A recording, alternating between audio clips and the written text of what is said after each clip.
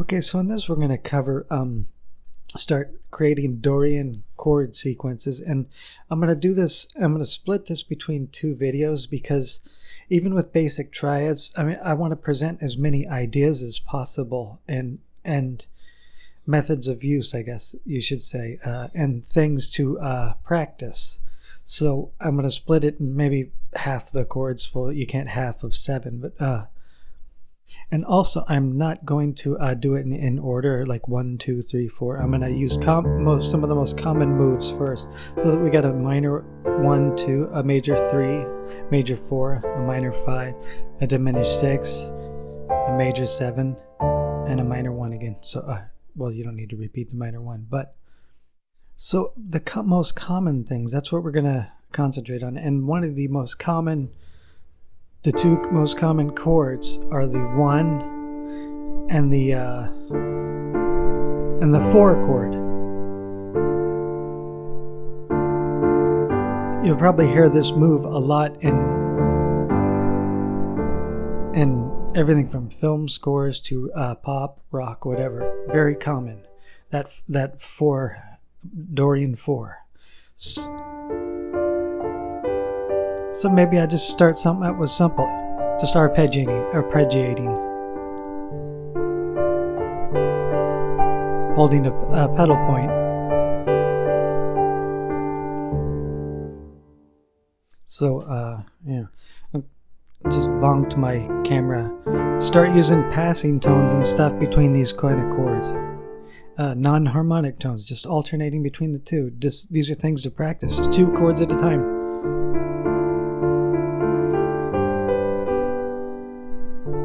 One, 4,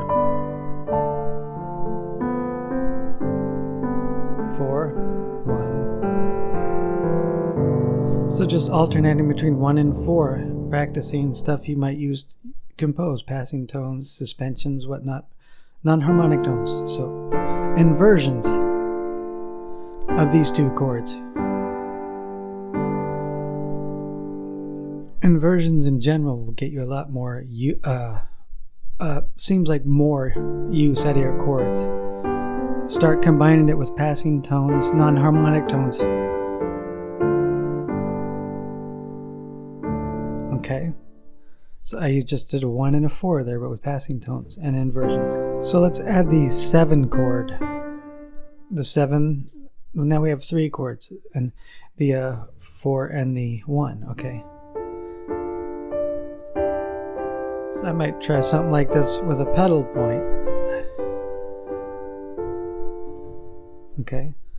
Sounds very calming minor, a calming minor, not nearly dark at all. Again, the same process, inversions with all 3 of these chords now. Now adding non-harmonic tones. So let me do something a little better than that. I was trying to talk at the same time.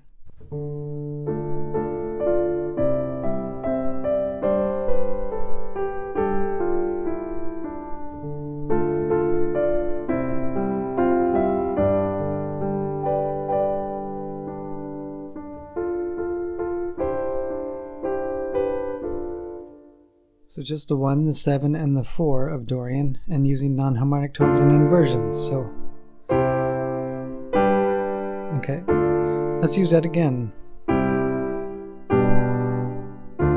Maybe something like that, the first inversion of the 4 chord.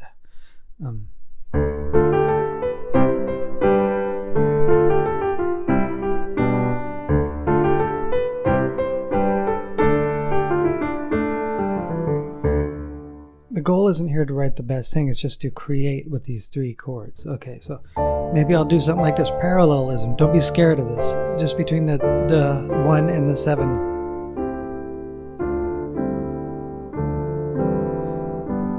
And maybe end on the 4 chord like that somehow. Let me make it a little bit more musical. Just the 1 and the 7, alternating parallel. Pedal point.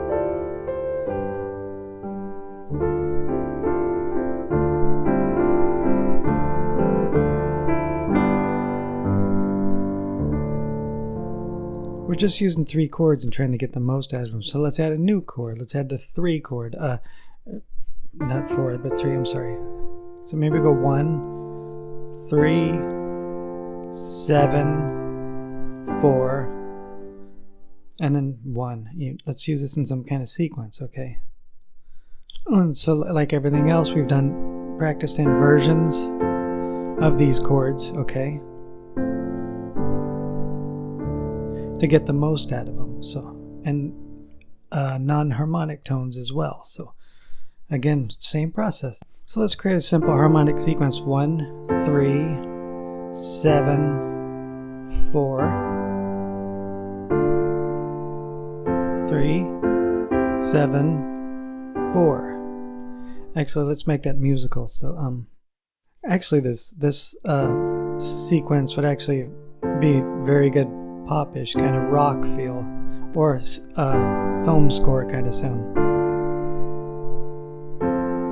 Inverted, 7, 4 inverted, just to do something different besides the same thing over and over again. Use some inversions. So let's play it musical.